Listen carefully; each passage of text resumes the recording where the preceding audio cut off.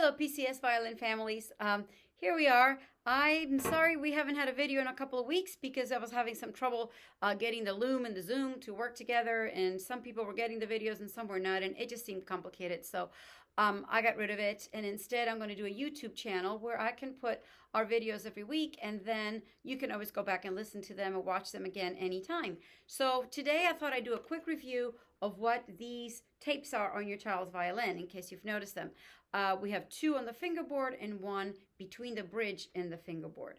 So the ones on the fingerboards are for your fingers. We have the first finger in violin, the second finger, the third finger, and the fourth. We only name 4 of them. If you played piano as a child, you probably called this one number 1, but we don't do that in violin. It doesn't get a name, so this is number 1. So number 1 finger goes on number 1 tape, and then the third finger goes on the second tape. This finger does not get a tape because it simply rests close to the second one, so you don't really need it. If you put too many tapes, one for every single finger, then it just gets so confusing because they're so close, there's no point. So we have 1 and 3, and then we kind of guess at 2, and we learn to hear where that should go. And basically it's just next to 3. See? So that works pretty well. The other tape here is to help find the center, more or less, between the fingerboard and the bridge, and to help the child, give them a visual guide that they can really look at to see if their bow is lining up correctly. They can look at it from above. They can see more or less when they're lined up. Or what works really well is if you have a full-length mirror anywhere or just a big mirror, to stand in front of it and look. Then they can really see, oh, where am I doing it? Am I right? Am I wrong? If they are correct, their arm should make about a square like mine is right now. You see here how they're right angles, right angles, right angles, right angles, when the bow is more or less in the middle. Okay, as you stretch out, of course, that's going to become more of a diamond. And if you squish, it's also going to become something different. But in the middle, it should be about a square. We call that playing in the square. So we want to play in the square when we're little and learning. All right. We're going to work on Twinkle, Twinkle Variation A, or as we sometimes call it, the peanut butter and jelly song. But first, I'm going to show you something we did this week, which the kids thought was really fun. And if you can work on it with them, they would love it. This is basically the bass line for Jingle Bells. They play this, pizzicato, and then I play it on the violin. I play the melody with the bow. And I forgot, pizzicato, of course, if you remember, is when we put the thumb on the fingerboard and we just pluck. They're going to be plucking the A string, the D string, and the E string. Okay? And they can keep this hand here for this piece because they're not going to be using any fingers. They're just plucking the open strings. So I'm going to play it with you and try to point and play at the same time. So we'll see how well I do at that. And if you would practice this with them, that would be great because we're all going to do it together as a class. So it's going to go like this. We're going to play, play, play each line. And then we'll play to here, and then we're going to repeat, play again, whoops, each line. And when we get to the second time around, we will play the second ending, which is the end. All right, so let's try that. And I'll count so that we can practice playing together. Ready? 1, 2, 3, 4.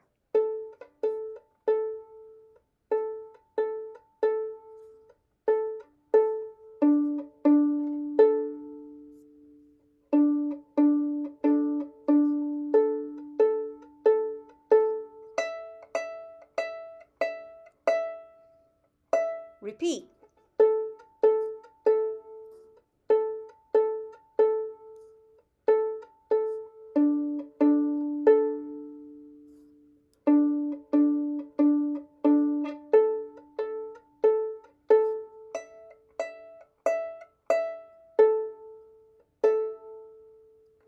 There you go. Very good. So please have fun practicing that, pizzicato. And then if we can review the peanut butter and jelly song and the different parts, that's great. If it's a little choppy right now, if they have to rest and find their fingers and not do it exactly in rhythm, that's okay. That's perfectly fine. We're just practicing all of the right positions. So when we hold our violin, we want to remember to keep shoulders up, even slightly back. It actually really helps.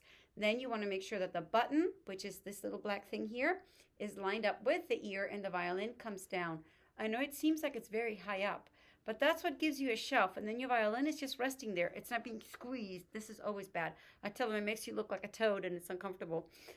But we want to be up here, and we can always lean back a little bit. If you see the violin falling down, just lean back a little bit and open up, okay?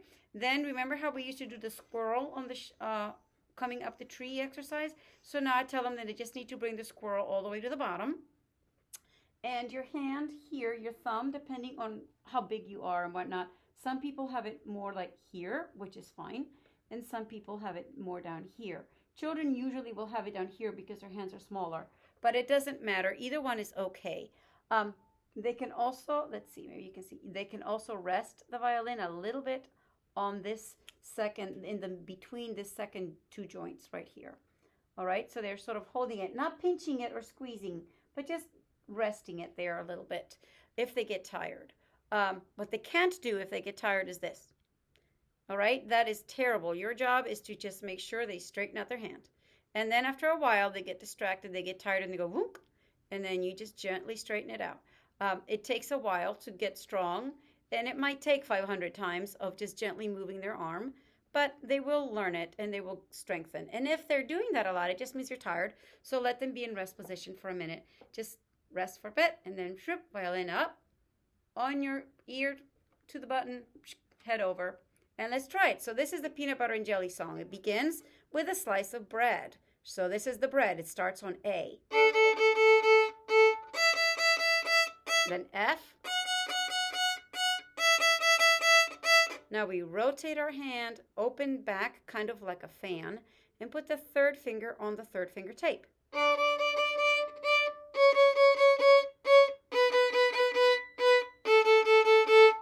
So that's the bread. Now the peanut butter begins on E. Rotate, open, down, third finger.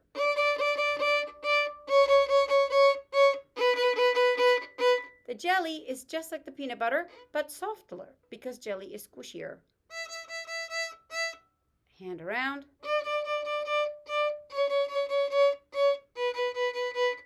And then what do you need? Another slice of bread, right? And you already know how to do that, and that starts on A.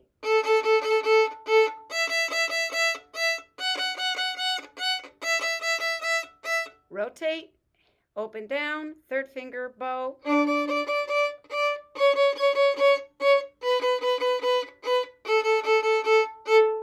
And that's it. So if you can do those, that would be wonderful. When they practice, it really shows, and they enjoy it so much more. The other thing that I would like you to please do is pick their special listening. Just any piece, it doesn't matter, on YouTube, that is a violin piece or a classical piece of any kind, and they listen to it 3 times that week. It doesn't have to be sitting in front of the YouTube watch staring at it. It can be in the background while they're taking a bath or getting ready for school in the morning. Simply any one piece that is a real classical piece for 3 times that week. It can be Monday, Thursday, and Sunday. It doesn't matter. It doesn't have to be 3 times in one day. In fact, it's better if it isn't. But it really helps to train their ear to be sensitive to the beauty and to the subtlety of music. Even if they're not aware of what they're hearing, which they won't be because they're little kids, but it doesn't matter. Those patterns get in the brain, and I can tell you that within 3 months, I can always tell immediately who does their special listening and who doesn't, and it really does train their mind, and it's a beautiful thing. So I hope that you will do it, and of course, it's good for everyone in the family, right, to hear it. So anyway, if you have any questions, please feel free to give me a call or send me an email or come by the school anytime, and I will try to help. See you later. Thank you so much. Bye-bye.